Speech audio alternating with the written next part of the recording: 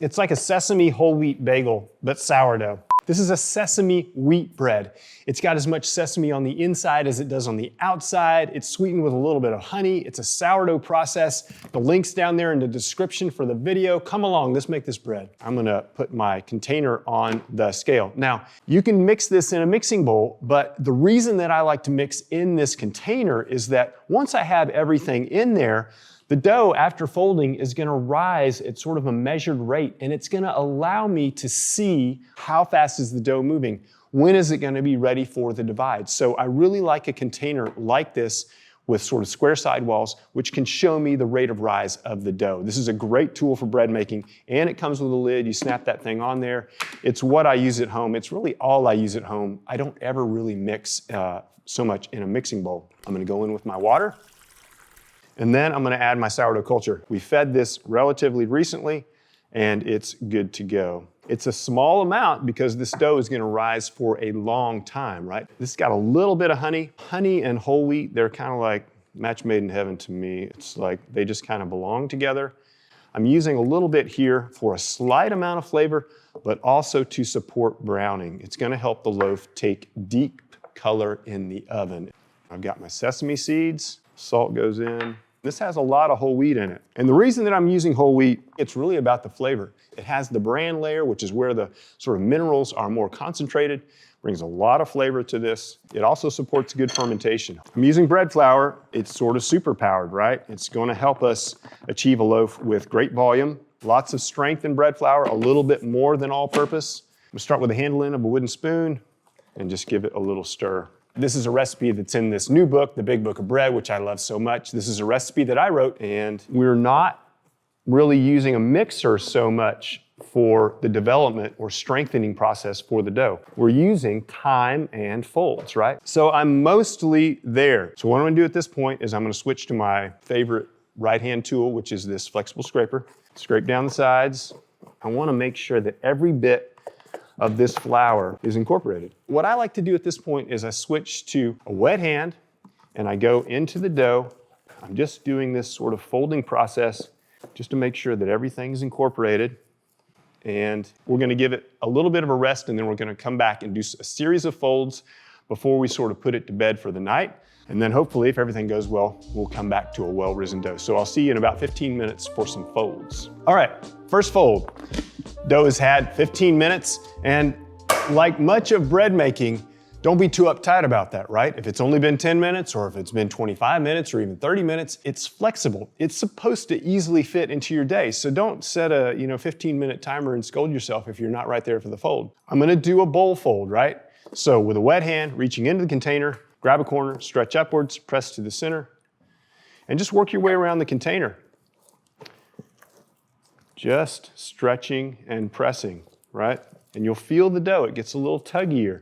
With each pull, it feels a little tuggier, which is what we want.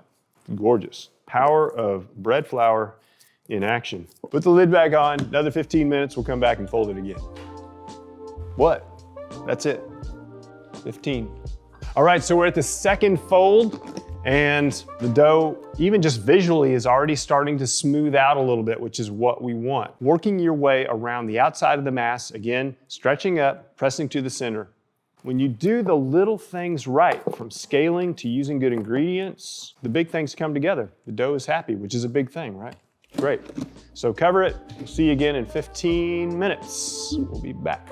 So fold number 3, same as before. Starting from the outside, stretch upwards and press to the center.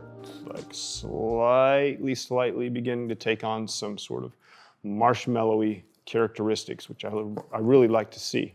Lid back on. We'll see you in 15 minutes for the very last fold before we put it to sleep for a long period of time. Okay, see you soon. Okay, fourth fold, last fold. And just like I said with the other folds, don't be too sort of uptight about the spacing of those folds. If the last fold is half an hour and the others were only 15 minutes apart, that's okay. It's not gonna change the quality of the dough so much. And I'm just gonna make my way around the container just like I did before. And then at the end, what I'm gonna do is just sort of push it flat And the reason that I'm doing that is not anything functional, really.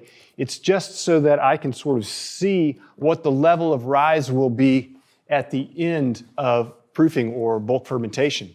So I'm sort of looking to see where that high water mark is on the dough. And then what I do is I take a piece of tape, and you don't have to do this, but it is a good visual cue in terms of monitoring the level of fermentation. And then I cover it, and I'm gonna let it sit for, if things are warm, it might take 8 hours or maybe even a tiny bit less. Or if your house is cold and it's midwinter and it's 62 in the warmest spot, it's probably gonna take you at least 12 hours. So watch the dough, not the clock so much, and we'll see you for the divide. I'm gonna put you down here in our little magic cabinet where all the good proofing happens, or so I say. This dough has had 12 hours now, which is on the long end of the range, and it shows that it's had that time. It's very well risen. It's doubled in size. What you're looking for is a rise of about 1.5 to 2 times. You're also looking for some signs that the dough is well fermented, which you can see from the structure of it, right? And it's another good reason to use a clear Cambro like this.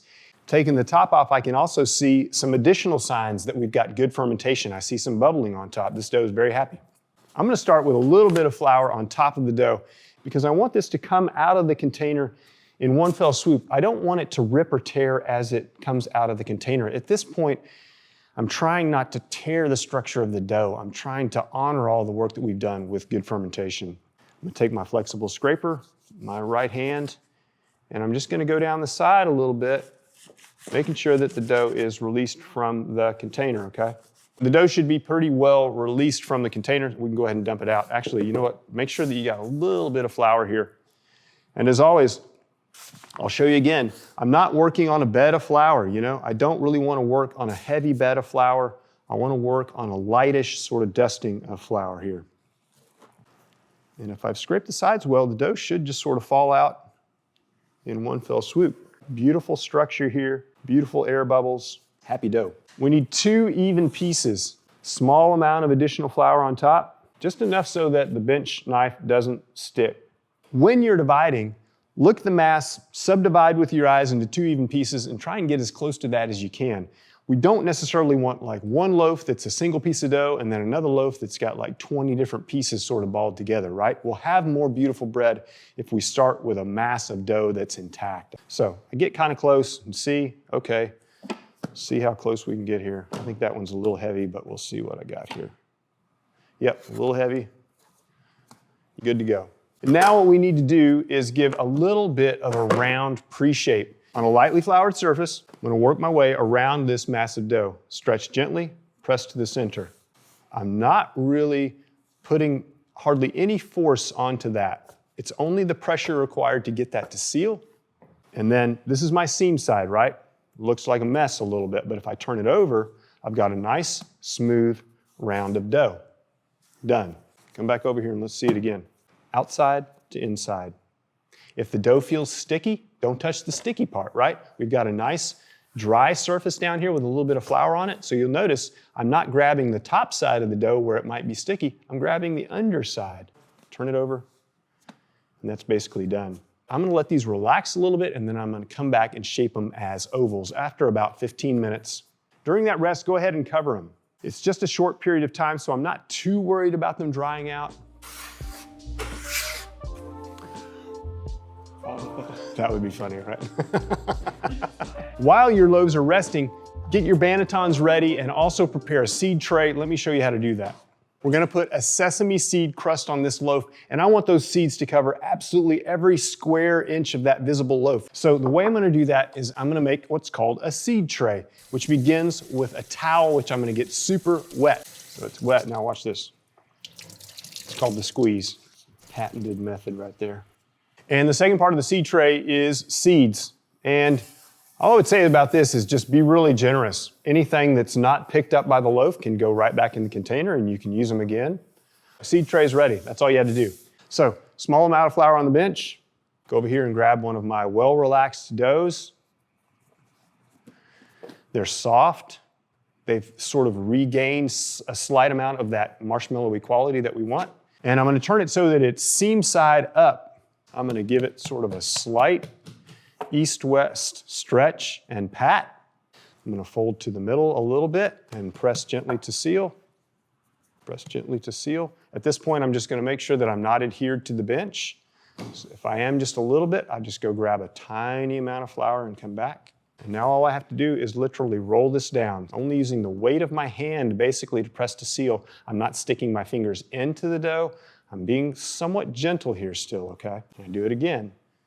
Come up, and I'm pressing slightly away from myself to tension. And if you look really closely, you can see that loaf sort of stretch right here. And then one more time, and it's done. If you don't like seeing those sort of like spirals on the ends of your loaves, almost looks like a nautilus to me, you can go back and just pinch them closed if you want. Now I'm gonna take the top side of the loaf, I'm gonna put it right on that moist surface, and I'm gonna give it a little roll back and forth. Just a little roll back and forth. And then I'm gonna simply pick it up, put it on the seeds, and give it a little roll back and forth. If you want maximum coverage, leave that thing there for a minute, 30 seconds, something like that, and it will really stick well. You can even roll it all the way over and get it on the seam side if you want. If you're really like a 360-degree seedage person, I kind of am that. But I want to show you how to get it in the basket now. Look at that. That's how you make a seed coat on a loaf. Into the basket. We're going to cover them, very important, and then we're going to put them into the fridge for 8 to 12 hours. These loaves, proofed overnight. Remember that they're seam side up in the basket, which means that I'm going to invert them onto a piece of parchment here. The parchment is here merely as a loading tool. It's going to make it easier to slide these loaves accurately onto the stone. With the sesame seeds, they fall right out, no problem, no sticking, no need to flour the basket. So it's time to score. In our book, we have some diagrams that relate to options for different types of scoring that can be used on a shape like this. I'm going to do a very simple 2-cut batard. Second cut, slightly overlapping and offset. One fell swoop, right? Whoop, like that. If you're sort of sawing the dough, or if you move too slowly, the blade will drag and you won't have that crisp, beautiful, clean cut. So now we're just going to load. Get your peel, slide the loaves, and then into the oven.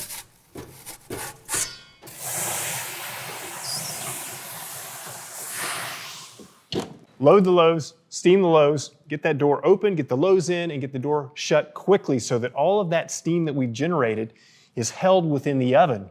This is an electric oven, which means that it's going to hold that steam well. If you're at home and you're working with a gas oven, you may consider the use of a covered baker, like a Challenger bread pan, like a round Dutch oven, those types of pots, as they hold steam very well.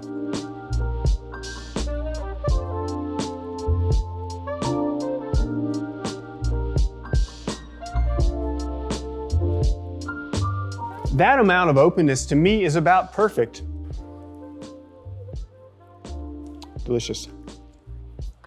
Incredible layers of complexity in this loaf. This is our sesame wheat new recipe coming at you from the Big Book of Bread. This is Martin and Tucker saying, hey, thanks for joining us. Thanks for baking. It's important. And I appreciate you. Happy baking.